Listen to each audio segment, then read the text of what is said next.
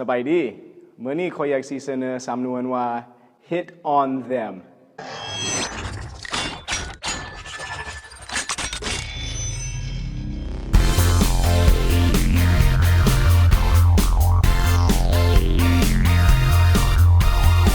สิเริ่มต้นกับคำว่า hit และค่อยมีคำแนะนำในการออกเสียง hit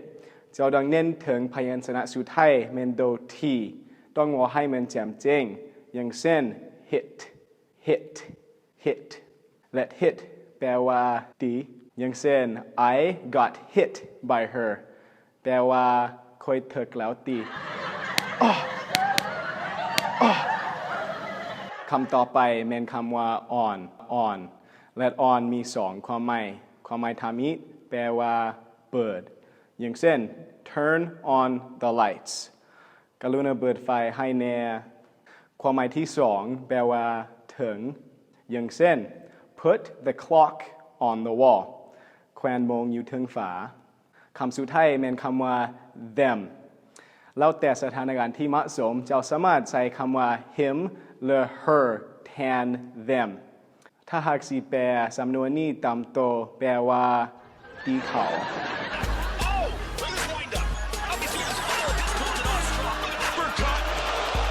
ตีเขาบ่แม่นเป็นความหมายของสำนวนนี้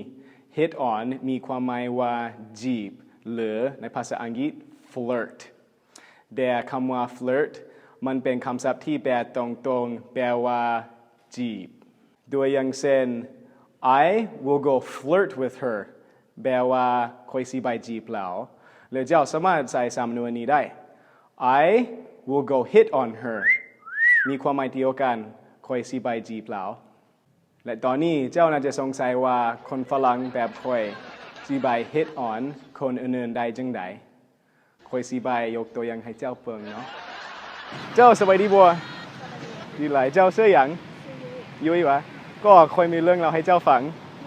ถึงหน้าตาค่อยสิเด็ดลบแต่ถ้าได้ครบแล้วเจ้าสิเด็ดใจเจ้าต้องติดตามวิดีโอของพวกเขาที่พวกเขาสิอัปเดตทุกๆอาทิตย์ขอขอบใจ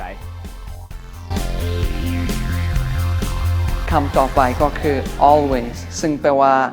เสมอหรือตลอดอย่างเช่น I always think of her คอยคิดฮอดแล้วตลอดเวลาโอ้โหเจ้าคิดฮอดไผวะเป็นตาหักอีหลีเจ้าคือปากหวานแท้เนาะ Who are you thinking of? That is so cute